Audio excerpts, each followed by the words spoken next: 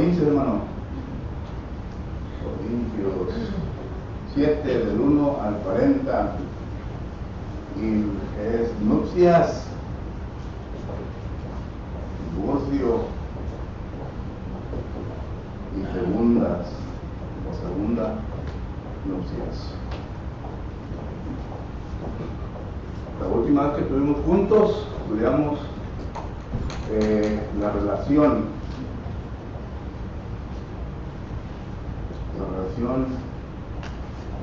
en el matrimonio. ¿Okay? La relación física, ¿okay? Del matrimonio. 7 del 1 al 5, ¿verdad? Correcto. Ahí paro. Y aquí hablamos de eso, solo que no tengo que repetir. Y luego estuvimos viendo la relación entre la relación física en tu matrimonio y luego los solteros y también hubo con las viudas, ¿verdad? Porque llevan las viudas. Del 7, del 6 al que? Al 9. Correcto. Y luego hablamos de la última cosa de matrimonios cristianos, pero es para todo matrimonio, ¿verdad? Por lo que ahora para poder generalizar toda, o poner esposo y esposa. Okay. El 7 y esto es del 10 al 11. Y luego, cuando nos quedamos pues en ¿verdad? Matrimonios, parece que hablamos de esto también, matrimonios mixtos. Esto fue del 7, del 12 al 16. ¿Okay? Y luego, y la siguiente división de este capítulo es situaciones que tienen que ver con la ley mosaica. 7, del 17 al 24. Hay unas relaciones contendiente al esclavo, cómo fue llamado, etcétera, etcétera, ¿verdad? Y luego vuelve a regresar a las vírgenes, el 7, del 25 al 35. Y luego las viudas. Luego ponen aquí también los viudos, ¿verdad? Porque aplica para los dos, del 36 al 40. Esa es la división del capítulo 7, hermano, de primera carta de Corintios. Y el apóstol Pablo, en su definición de todo lo que está hablando aquí en este capítulo, nos da a entender que algunas cosas son mandamientos del Señor y otras cosas, dice el apóstol Pablo, que no existen mandamientos, pero que él, a su parecer como apóstol, está estableciendo un consejo que es inspirado por el Espíritu Santo, porque el versículo 40, noten cómo termina el apóstol Pablo. ¿Qué dice el versículo 40? Pero de juicio, más dichosa será si se quedara así, y pienso que también yo tengo el Espíritu de Dios. ¿Entienden lo que está diciendo el apóstol Pablo ahí? Él está diciendo que él también tiene el Espíritu Santo.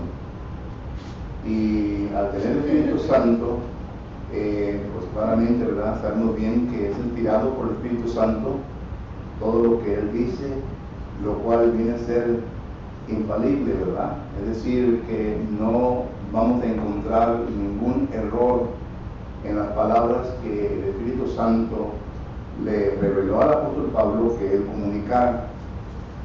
En Efesios capítulo 3, versículo 1 adelante, ahí el apóstol Pablo dice, el misterio que anteriormente era algo que estaba escondido a la humanidad, pero que ahora ha sido revelado por el Espíritu Santo.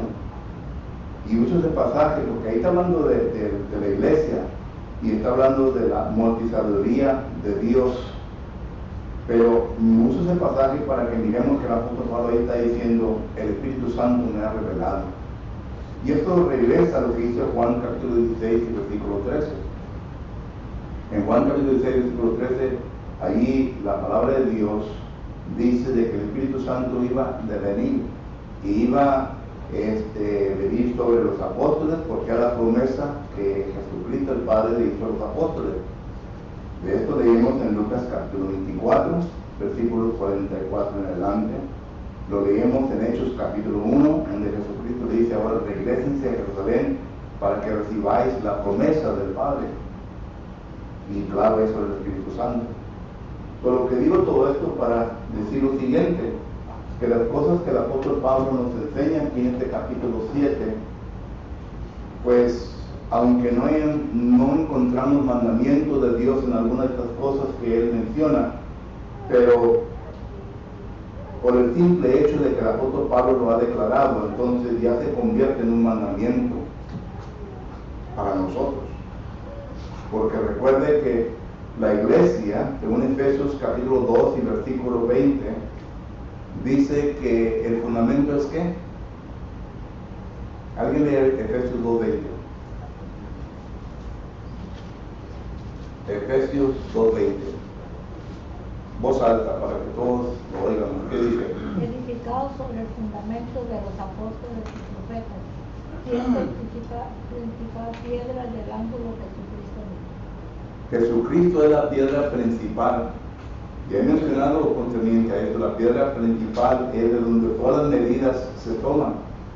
Pero no de los profetas, ¿de quién? Los apóstoles. Es la fundación. Las escrituras que tenemos nosotros es a consecuencia de la revelación de Dios a la mente a los profetas, y los profetas entonces vinieron a decir, y entonces se escribió. Cuando vamos al Nuevo Testamento, miramos nosotros que todo esto se escribía en un libro. Ya cuando venimos al Nuevo Testamento, miramos 1 Corintios capítulo 13, que todo esto se iba a finalizar cuando viniera lo perfecto es la palabra de Dios. Entonces tenemos los profetas, tenemos los apóstoles y Cristo siendo la piedra angular. Es el fundamento, porque todo está basado en las escrituras, y en donde miramos que profetas escribieron, apóstoles escribieron, Jesucristo siendo la piedra angular.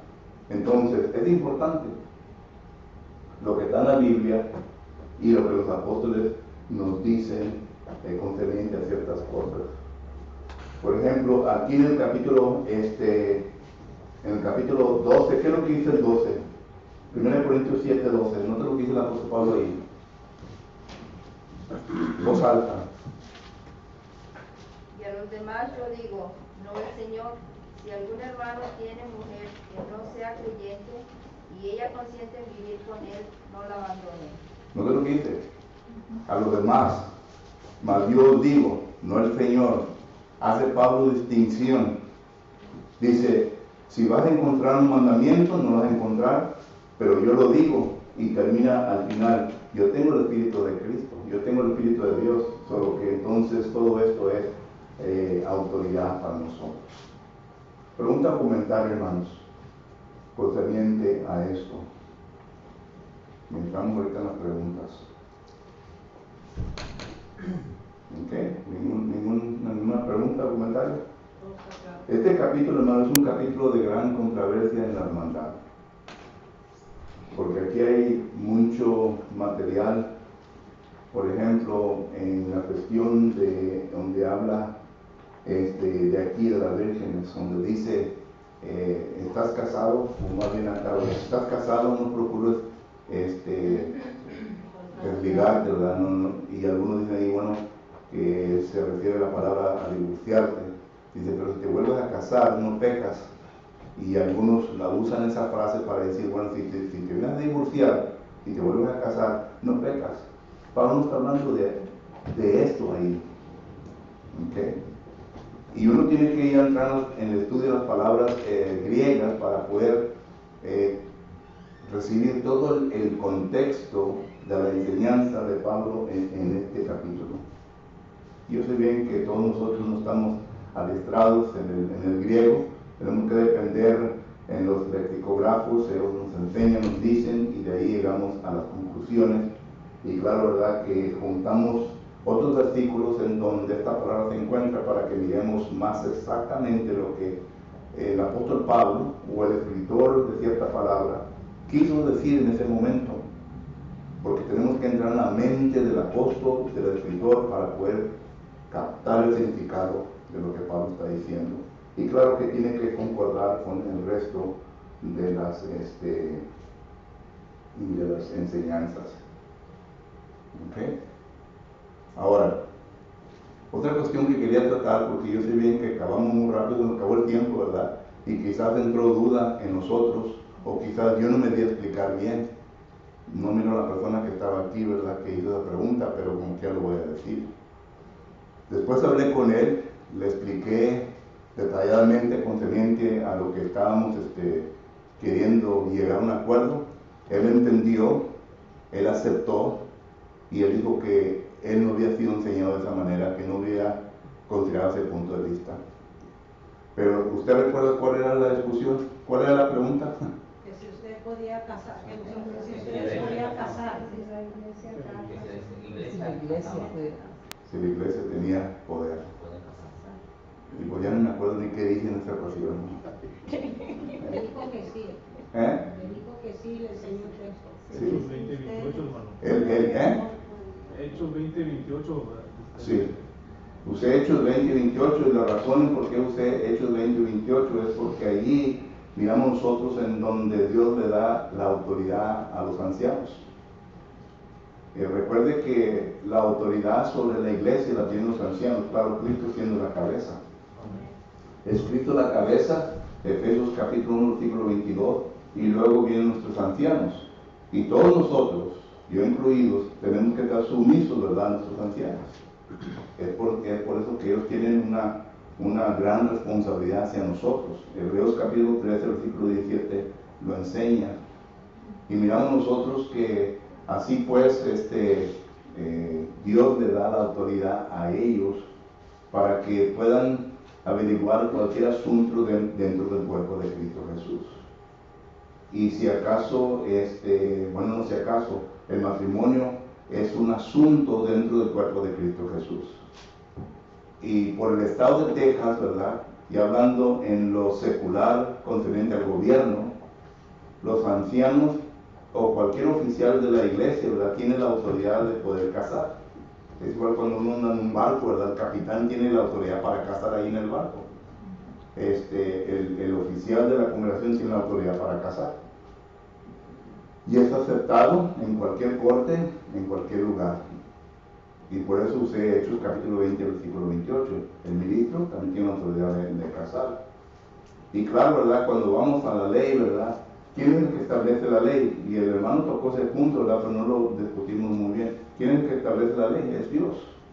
Romanos capítulo 13. La ley de la tierra la establece Dios, y Dios pone en su lugar, ¿verdad?, ciertas personas quienes vienen a ejecutar el mandamiento de Dios.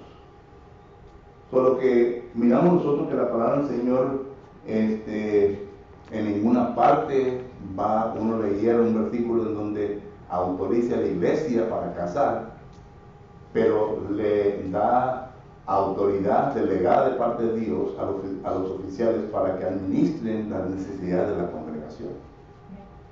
Y si en la congregación se encuentra una persona quienes quieren casarse, el anciano, el ministro, tienen la autoridad para casar a cualquier persona. ¿Okay? Ahora, si acaso quieren ir a casarse con el civil, la ley tiene la autoridad para casarlos.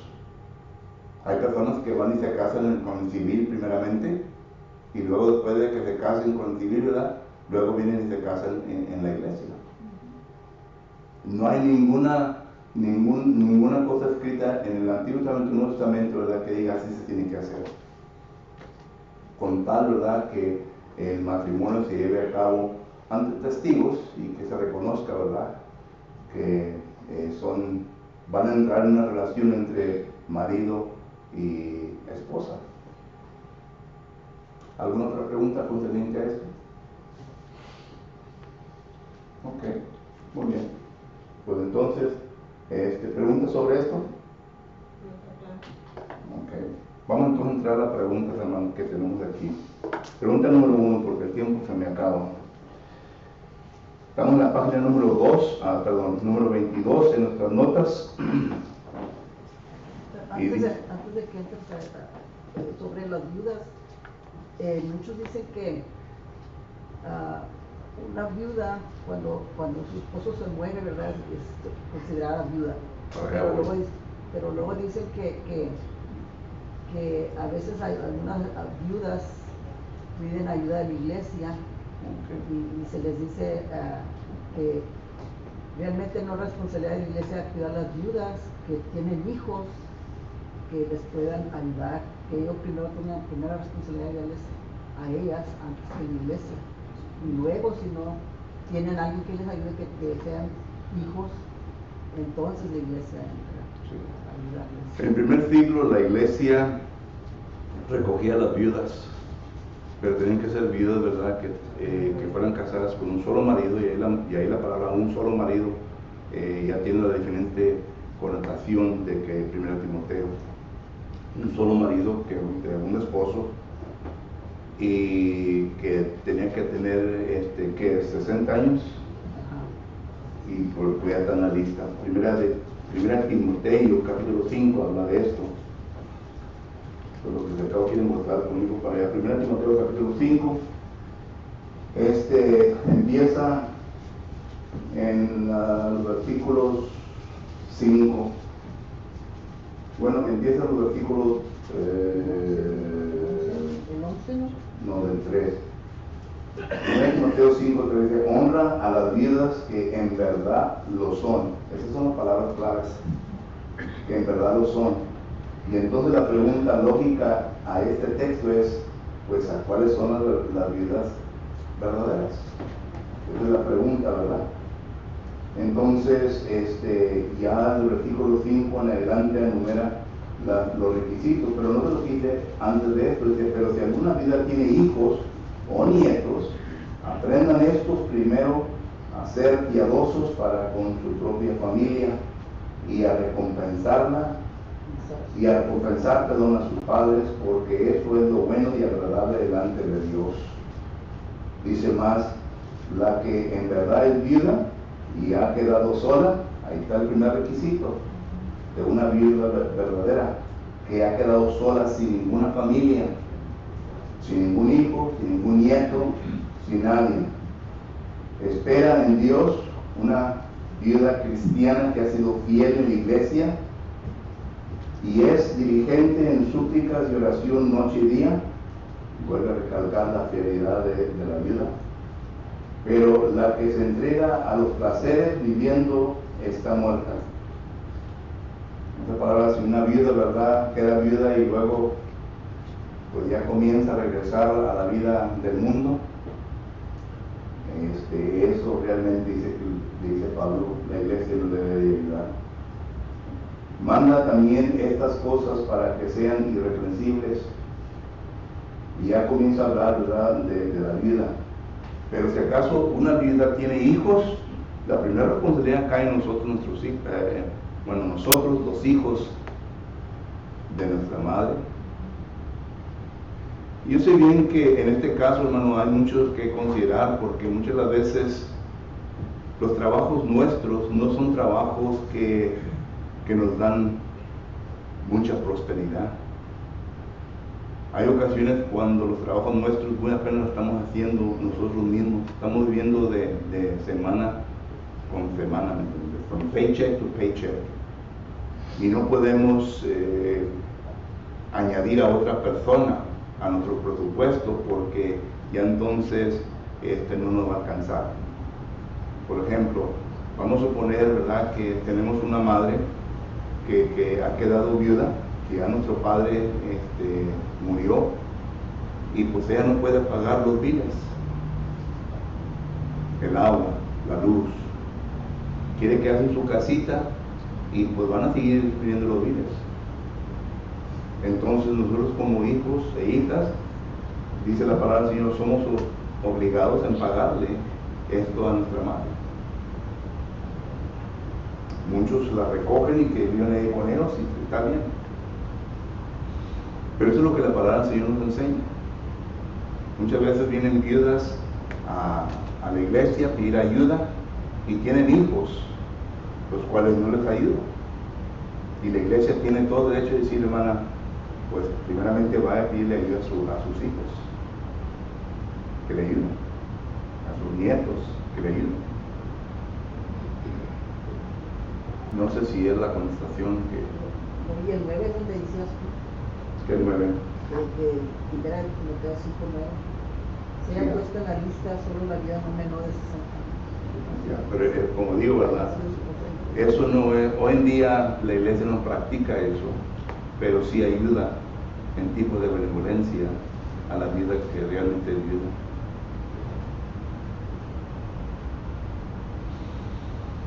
Y nosotros como iglesia hispana, hermano, lo voy a decir rápido porque me pasa el tiempo, tenemos muchas obligaciones y podemos hacer muy poco con las obligaciones por causa de que nuestros trabajos no son trabajos de mucha prosperidad. ¿Entiendes lo que estoy diciendo? Aún nuestras ofrendas sufren por causa de eso. La necesidad de un edificio es demasiado. Está el aire acondicionado, los biles, ¿verdad?, la limpieza y todo. Y si uno como miembro, ¿verdad?, no tiene trabajo de prosperidad y no puede ofrendar como debe de ofrendar, bueno, ofrenda conforme a su prosperidad, ¿verdad?, pero que no alcanza esa prosperidad para tratar con los deberes y responsabilidades de un edificio, eso es problema. Es problema. Y claro, ¿verdad?, que los ancianos y todos los líderes tienen que ver todo esto. Ahora, tiene la obligación del edificio como miembro, tiene la obligación hacia el predicador como miembro, y ahorita vamos para allá, el capítulo 9 de 1 Corintios habla de eso, pero no quiero tratar ahorita ese punto, ¿verdad? Y se hace un poquito difícil porque uno como ministro, ¿verdad?, hablando de las cosas, ¿verdad?, lo primero que va a decir, no, pues este hermano quiere dinero. No quiere dinero, hermano. La cosa es que la vida lo enseña. Pero estoy hablando de las obligaciones de uno. Yo como miembro, mi obligación es sí hacia el edificio, ¿verdad?, hacia el predicador, hacia cualquier otra necesidad que exista dentro del cuerpo de Cristo Jesús. Y si nomás tengo un salario de $100 por semana y todo esto requiere unos $50, me va a quedar 50. Y entonces ya comenzamos a calcular y hacer cuentas, ¿verdad? 1 para Dios, 2 para mí. 2 para Dios, 4 para mí. Cuando la Biblia habla todo diferente, dice que poner primeramente a Dios y darle los primeros frutos. Solo que tiene que hacer 2 para Dios y 1 para mí. Pero no actuamos de esa manera. 1 para Dios, 2 para mí. O 50 centavos para Dios y 2 para mí. Pero al final de cuentas, ¿verdad?, como quien dice, todos pagamos lo que sembramos. Pablo dice, lo que siembras, eso es lo que vas a recoger. Lo que siembras. Si siembras liberalmente, vas a recoger liberalmente de parte de Dios. Si siembras escasamente, escasamente vas a recibir. Es lo que dice Pablo en 2 Corintios capítulo 9, versículo 9. Solo que todo eso, ¿verdad?, envuelve también a la pregunta que hizo Aurora. Pero como digo, ¿verdad?, es mucho que hablar, hermano. Y cuando se toca dinero, ¿verdad?, muy poco los líderes de la iglesia quieren hablar de dinero, pero es la realidad. Es la realidad. Pregunta o comentario. Primera pregunta. Dice la primera pregunta en la página 22, dice, de acuerdo al versículo 2 del capítulo 7, ¿cuál es el remedio para que el hombre no se envuelva en el pecado de la fornicación? Que se case, ¿verdad? Pero hermano, déjenme decir una cosa, si no te vas a casar para gozar de ese privilegio, you better wake up. You got another routine coming to you. Porque ya casándose, eso es parte, pero viene lo demás. Viene lo demás. Pero es lo que Pablo dice, ¿verdad? Y esto para mí, ¿verdad?, vuelve a regresar a lo que había mencionado anteriormente. Dios ha creado al hombre y a la mujer y nos ha dado diferentes cuerpos, nos ha dado diferentes capacidades. Y en inglés le doy el nombre el sex drive, el deseo de lo sexual. Para el hombre es mucho más fuerte que para una mujer. Y se ha comprobado con diferentes doctores, ¿verdad? El hombre, con solamente una mirada, solamente una sonrisa, solamente un cerrado de boda, ya comienza, ¿me entiendes?, a pensar o a querer ciertos privilegios para eso. Y la mujer no. La mujer se lleva tiempo. Y yo sé bien que aquí no hay niños de por usar palabras, todos somos adultos. En inglés se llama la palabra foreplay. Foreplay. Para la mujer es el foreplay. El hombre tiene que llevar a la mujer a ese punto. Y algunos de nosotros no sabemos cómo. Nomás queremos pum, rápido. Y ya me vine a satisfacer yo. Y pues hay que la averiguar de ver cómo la hacer. Pero hay mucho muerto en todo eso. Pero que aquí el apóstol Pablo comprueba ese punto. De que por causa del pecado de la fornicación, y aquí le pone la responsabilidad aquí en el versículo 1, ¿al hombre o a la mujer? Al hombre. Por causa de fornicación es mejor que te cases. Noten que Pablo está admitiendo que el deseo sexual del hombre es mucho más fuerte que el de la mujer. Y hoy en día también lo podemos ver, ¿verdad?, en todos los raptos que hay. Veíamos y oímos la noticia, ¿verdad?, que tal fulana fue raptada, ¿verdad?, que esto, que el otro. El hombre. El hombre. Solo que esto es lo que enseña el versículo 1. Pregunta número 2 dice la pregunta: ¿qué privilegios mutuos y responsabilidad tienen los esposos y esposas?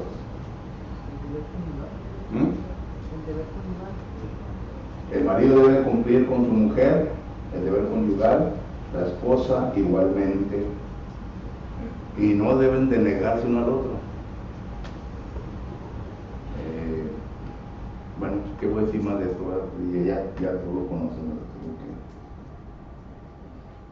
Pregunta número 3 dice: ¿qué enseñanza les da Pablo a los solteros y viudas de acuerdo a los versículos 8 al 9?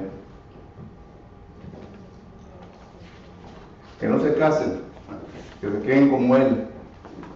Pero noten la razón del apóstol Pablo. La razón del apóstol Pablo en por qué se deben de quedar así es porque sirven mejor a Dios. ¿Nunca ha notado usted que cuando una persona es joven, como que tiene más que ofrecer a la iglesia? Pero ya nomás se casan, ¿verdad? Y ya no podemos contar muy bien con ellos. Porque ya la responsabilidad, en vez de ser hacia Dios, ya es al esposo o a la esposa. Y Pablo dice, ¿verdad?, lo tienes que cumplir. Es tu deber. Tienes que cumplir esa responsabilidad. Y luego, ya después, yo cuando aconsejo a personas, ¿verdad?, por ejemplo, que vienen a mí, tienen consejos antes de casarse, tengo una lección planificando la familia. Y mi consejo a ellos les digo: para mí, porque no hay ningún mandamiento en la Biblia, pero para mí sería bueno que esperaran como unos 5 años antes de planear la familia. Porque en 5 años, sí, cuando uno se casa ya viene a ser una sola carne, supuestamente. Son 2 caracteres que se vienen a juntar y se tienen que conocer uno al otro. Y la dedicación y la relación, ¿verdad?, uno al otro, se debe estar el interés uno al otro para que se vayan conociendo, para que se hagan de una sola carne, para que piensen igual, para que así puedan ver las cosas iguales. Porque si inmediatamente, al decir a los 6, a los 9 meses después de casarse, llega el niño o la niña, ¿verdad?, ya el interés se va a dedicar al niño o la niña. Y entonces ya se va distanciando la pareja un poco. ¿Ok? Y ya se pierde todo eso que se debe de hacer al principio, de conocerse, de poder llegar a un punto en donde ya, entonces sí se puede planificar una familia. Que venga el niño, que venga la niña, porque ya va a ser otro punto de atención. Hay parejas que han venido conmigo a pedirme consejo, ¿verdad? Ya tienen 5 o 6 años y vienen y pues lo primero que les pregunto es ¿qué tanto tiene de familia? Pues tenemos como 3. Y yo le digo a la mujer siempre es la más emocional, ¿verdad? No, que ya no me quiere. Digo, ¿por qué dices eso que ya no te quiere? No, porque ya no me ve como antes, ya no me hace las cosas como me hacía antes. Pero hago preguntas antes de llegar a ese punto, ¿verdad? Y entonces le digo a ella, ¿sabes tú que ahora él tiene que preocuparse por el mantenimiento de la familia? Tiene que trabajar. Y si tiene un trabajo duro, trabaja como 9 horas por día, llega cansado. Y tú todavía estás en el mode, como decimos, ¿verdad?, de novios. Que quieres que venga y que te saque para afuera las vistas o algo, ¿verdad? Vienen cansados ya. Todo pues se tiene que considerar. Se tiene que considerar. El amor ya se viene a demostrar de otra diferente manera. El esposo ya trabaja, como digo yo, ¿verdad?, y perdón la palabra si el caso lo ofendo a alguien, trabaja como un perro. Y eso demuestra el amor al hogar, a la persona. Haciendo las cosas en la casa, ¿verdad? Y hoy en día, ¿verdad?, los más modernos, ¿verdad? Como ahora que fuimos a crucero, ¿verdad?, yo miraba a todos los varones ahí, ¿verdad? Son los que se preocupaban por niños, son los que traban los pampers, los varones, ¿verdad? Y andaban con el niño, lo entraban en el baño, ¿verdad?, y lo cambiaban, y la mujer acá muy calmada sola. Eso no era antes. Eso no era nuestro tiempo, ¿verdad? Y hoy en día, ¿verdad? I think the kids need some changing, John. Y ahí va John, y lo agarra y me da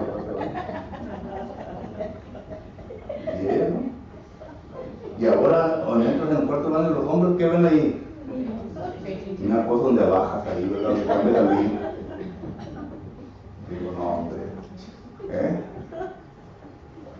Hermano, que ahora es que la mujer dice, hey, 50-50.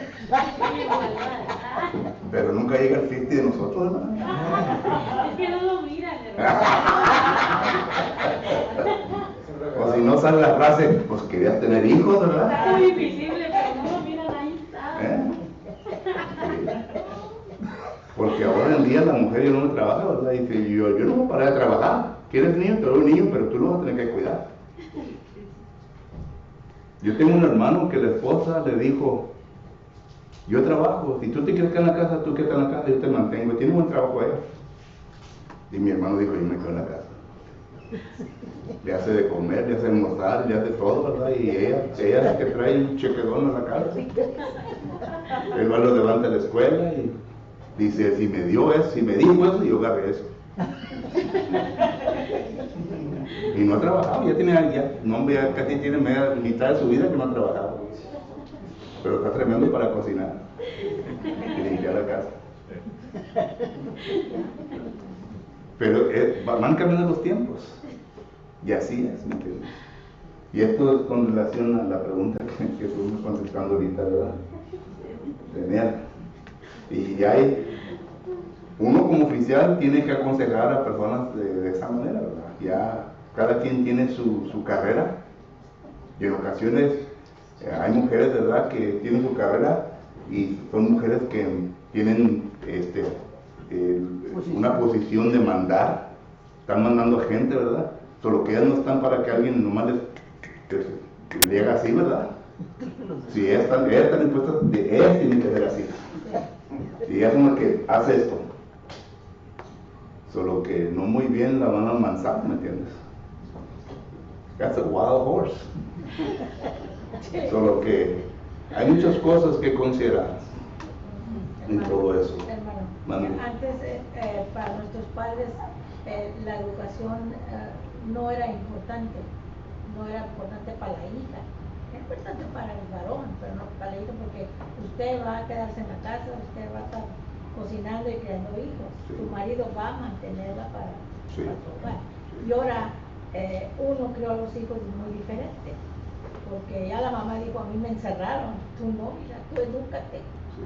Y ahí tenemos el resultado. Sí. Pero que sí, muchas cosas. Y luego la mujer de regreso, ¿verdad? Oye, yo fui a la escuela 8 años al colegio para agarrar mi título y yo no voy a dejar más así, yo voy a trabajar. Hermano, ¿Te quieres casar? Pues los casamos, pero... hermano, yo creo que es la venganza de la mujer. De antes de tanto Ponga atención, brother, ponga atención, de brother. tanto machismo de antes, pues ahora la mujer se rebeló y ahora me la pagas. Pero hay mujeres, hermanas, que están en esa situación y son bien buenas, ¿sabes? Ellas comprenden, como esa esposa de mi hermano, ¿verdad? Que le dijo, ¿verdad? ¿Qué quiere? Y mi hermano dijo, yo me quedo en la casa, ok.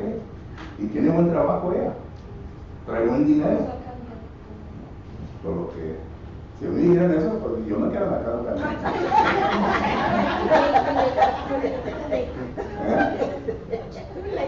No te preocupes, dije, yo trabajo, yo traigo el bacon en la casa. Ok. ¿Qué quieres para almorzar y comer y que me una lista, verdad? Bueno, ahorita todo esto puede causar risa o chiste, pero lo que no sabemos es que todo esto que está pasando va en contra de Dios. Exactamente. Ya es Así de muy sencillo. No es que yo pienso, que yo opino, no. El que tú así es que está en contra de Dios. Y ahí No hay más. y eso es lo que Pablo dice, ¿verdad? Eso es lo que Pablo dice ahí en el versículo, ¿verdad? Sino que ya tiene la obligación de satisfacer a tu esposa y la esposa al esposo. Y ya se pierde el interés en la iglesia, ¿verdad? En servir a Dios. Y el mismo culpable no es la mujer, es el hombre, que no quiere agarrar la responsabilidad que Dios le mandó y le encargó. Eso ahí viene el chiste, ¿verdad? Donde dice que donde el gallo no canta, ¿qué? La gallina es la que... Hermano, Alguien me lo dijo a mí.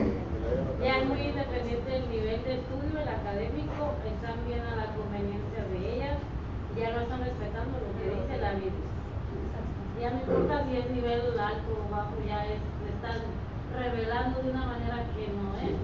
Ya es a conveniencia de ellas, no de lo que dice la Biblia. Bueno, aquí no se mira mucho el problema porque vienen personas de México y las mujeres, muchos procuran tener mujeres de México porque son las más trabajadoras, es lo que yo he oído, es lo que me han dicho. Digo, te casas con una de aquí. Dice, no, una de aquí, ella está más educada ya está más educada y ya va a tener que razonar mucho más mejor con ella. Por eso. Las de México eran criadas desde aquí, ¿no? Pues sí. Pero la cosa es de que, como dice el hermano, ¿verdad? ¿Qué es lo que la Biblia enseña concerniente a todo esto? Y la Biblia dice que la mujer debe estar sumisa a ¿quién? A su marido. La mujer debe estar sumisa a su marido y el marido debe ser la cabeza del hogar. Ya los valores se perdieron. ¿Eh? Ya no los quieren agarrar.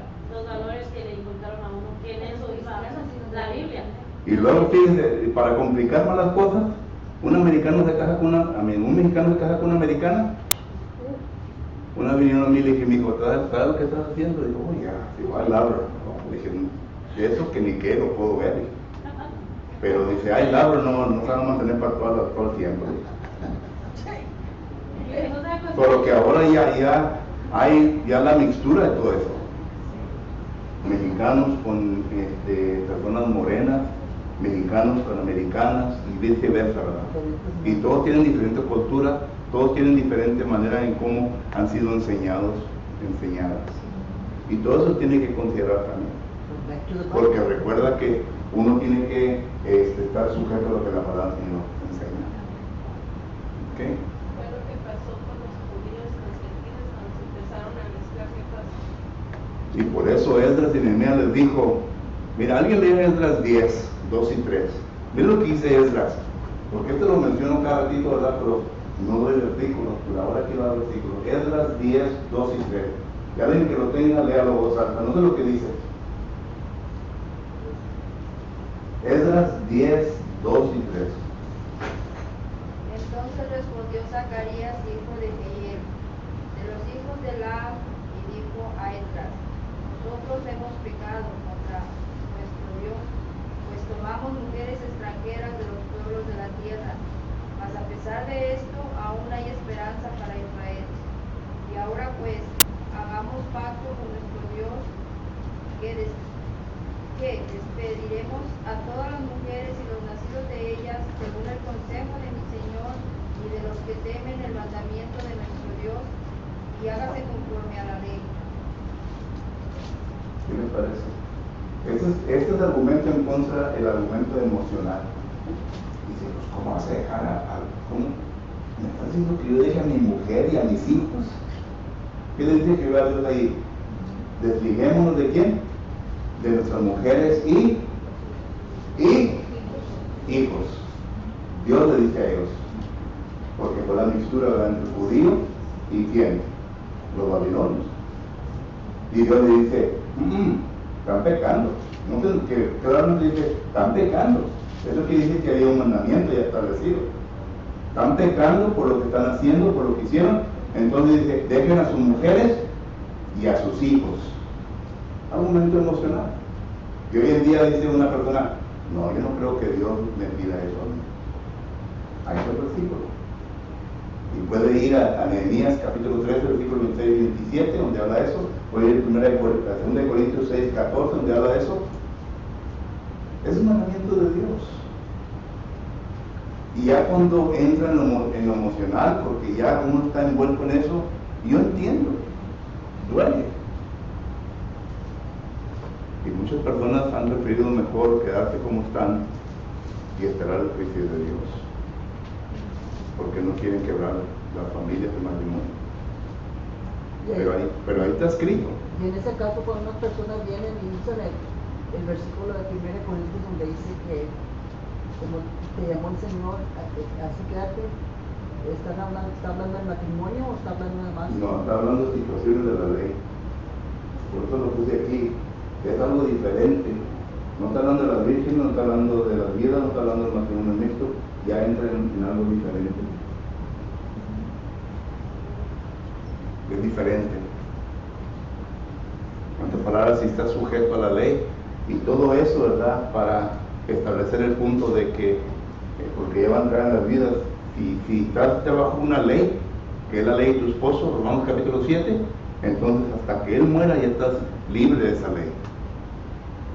Libre de esa ley. Ya es lo mismo que le dice a las viudas, ¿verdad? Pero es lo mismo que también le dice acá, porque no tiene aquí el esposo dice, si te separas, te puedes separar, pero ¿qué dice? No te cases. ¿Ven esa frase que dice ahí? No te cases, sino que vuelve a reconciliarte con tu esposo o esposa. Pero yo digo en el versículo donde dice, si tienes a esposa que no sea creyente y ella consiente en vivir contigo, no la abandones. Sí, matrimonio mixto. Pero no está hablando de que se casó con un incrédulo, está hablando de que así obedecieron el Evangelio. Cuando se le aplica el Evangelio, la esposa quizás obedezca, sea cristiana, y el esposo no, y el esposo va a seguir tomando, va a seguir queriendo que quiere los bailes, que quiere esto, ¿verdad? Y la esposa tiene que poner firme. Soy cristiana, ya no puedo hacer esas cosas, digo. Y si acaso él quiere quedarse contigo, bueno, dice, muy bien, sigue con él, ¿verdad? Porque él se santifica y sus hijos son santificados. No quiere decir que son salvos, sino que van a aprender de Dios. Están aprendiendo las cosas de Dios por medio de la mujer. Y es lo que dice 1 Pedro capítulo 3. Dice, pero si quieren ir, déjalo que se vayan. Déjalo que se vayan. Y si se van estos, ¿verdad? Y luego van y se envuelven con una mujer, ya entonces la mujer es del partido inocente. Porque ellos fueron los que se fueron. Pero que ven como está complicado, hermano, pero uno tiene que ser paciente y leer todo, poner todos los pedacitos de rompecabezas para que pueda. Y todo esto, hermano, regresa a lo que dice Mateo capítulo 19, versículo 4 al 6. Mas al principio no fue así. Dios crió al hombre y la mujer y se dividieron en una sola carne, y si lo que Dios juntó, ¿qué? El hombre no lo separa. Eso quiere decir que es para vida, para hasta la muerte. Todo esto concuerda con el versículo de memoria de este capítulo. ¿Ok? Pregunta número 5, porque ya se me acabó el tiempo, hermano. ¿Qué influencia positiva puede tener el cristiano hacia su pareja que no es cristiano? Bueno, ya hablamos de eso. Pregunta número 6, ¿qué fue lo que ordenó Pablo a todas las iglesias según el versículo 17 del capítulo 7?